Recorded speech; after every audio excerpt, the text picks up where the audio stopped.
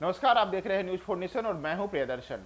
बिहार के मुख्यमंत्री नीतीश कुमार को लोकसभा चुनाव हराने वाले विजय कृष्ण को पटना हाईकोर्ट से बड़ी राहत मिली है। विजय कृष्ण हत्या के एक मामले में सजायाफ्ता थे, उन्हें उम्र कैद की सजा मिली थी, लेकिन आज पटना हाईकोर्ट ने विजय कृष्ण को बड़ी राहत देते हुए उन्हें उम्र कैद की सजा से बरी कर दिया। यह मामला पटना से जुड़ा हुआ है, जहां ट्रांसपोर्टर सत्येंद्र सिंह की हत्या में विजय कृष्ण और उनके बेटे चाणक्य का नाम आया था। लेकिन आज इस हत्याकांड में विजय कृष्ण और उनके बेटे चाणक्य को बड़ी राहत देते हुए पटना हाईकोर्ट ने उम्र कैद की सजा से बरी कर दिया। यह मामला पटना से जुड़ा हुआ है। यह पटना के श्री कृष्णपुरी थाने के इलाके में घटना हुई थी। दरअसल हत्या के जुर्म में सजायाफ्ता पूर्व सांसद विजय कृष्ण को पटना हाईकोर्ट ने बड़ी राहत देते हुए सत्येंद्र सिंह हत्याकांड में आजीवन कारावास की सजा से मुक्त कर दिया है। जस्टिस एम ए बदर और जस्टिस सुनील कुमार पवार की खंडपीठ ने विजय कृष्ण और उनके बेटे चाणक्य पर लगे आरोपों को सिरे से खारिज करते हुए उनकी उम्र कैद की सजा को खत्म कर दिया।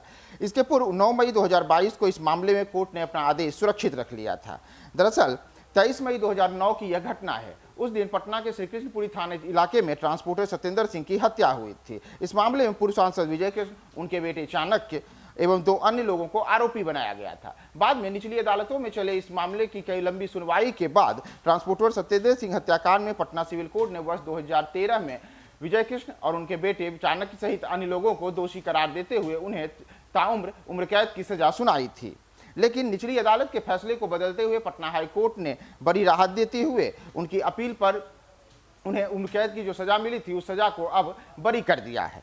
कई दिनों तक इस मामले में बहस चली। पटना हाईकोर्ट ने अपना आदेश 9 तारीख को सुरक्षित रख लिया। उसके बाद आज 22 तारीख जब इस मामले की सुनवाई हुई तो पटना हाईकोर्ट ने उन्हें इस मामले में बरी कर दिया है। दरअसल शुक्रवार को जब पटना हाईकोर्ट ने निचली अदालत के फैसले को पलटा तो उन्होंने बताया कि इस मामले में सीधे तौर पर विजय कृष्ण की संलिप्तता के कोई ऐसे सबूत नहीं मिले हैं। कोर्ट ने अपीलार्थियों से की ओर से दी गई दलील कि हत्या का कोई प्रयोजन नहीं था, साथ ही इस घटना का कोई प्रत्यक्षदर्शी भी नहीं था। इस मामले में जो दलील थी उन दलीलों को मानते हुए पटना हाईकोर्ट ने विजय कृष्ण को बरी कर दिया।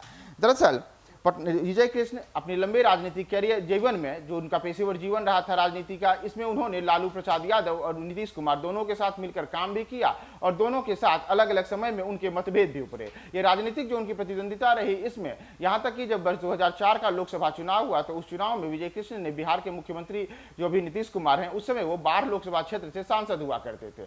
2004 के चुनाव में विजय कृष्ण और नीतीश कुमार एक दूसरे के आमने सामने थे। उस चुनाव में राजद के टिकट पर चुनाव लड़ रहे विजय कृष्ण ने नीतीश कुमार को पहली चुनाव हराया था। नीतीश कुमार के लोकसभा चुनाव में यह पहली बार उन्हें हार मिली थी। इसके पहले 1989 से लेकर के 2004 तक लगातार वो 12 लोकसभा क्षेत्र का प्रतिनिधित्व कर रहे थे। इतना ही नहीं, इसके पहले जो 1999 का लोकसभा चुनाव हुआ था, उस चुनाव में भी विजय कृष्ण ने नीतीश कुमार के ऊपर आरोप लगाया था कि वो धांधली करके चुनाव जीत गए हैं। यहां तक कि इस मामले में भी वो कोर्ट गए थे और कोर्ट में तब विजय कृष्ण ने जो ये अपील की थी उनकी कोर्ट में अपील बाद में खारिज हो गई थी, लेकिन नीतीश कुमार के ऊपर उन्होंने आरोप लगाया था। हालांकि 2004 में जब वो सांसद बने उसके ठीक 5 साल बाद 2009 में विजय कृष्ण के ऊपर सत्येंद्र सिंह जो ट्रांसपोर्टर थे उनकी हत्याकांड में उनका और उनके बेटे चाणक्य का नाम आया। बाद में 2013 में निचली अदालत से उन्हें सजा मिली और इस तरीके से एक तरीके से देखा जाए जब वो जेल चले गए तो उनका राजनीतिक जो जीवन था वो लगभग खत्म हो गया। अब एक बार फिर से उन्हें जो पटना हाईकोर्ट से बड़ी राहत मिली है, उनको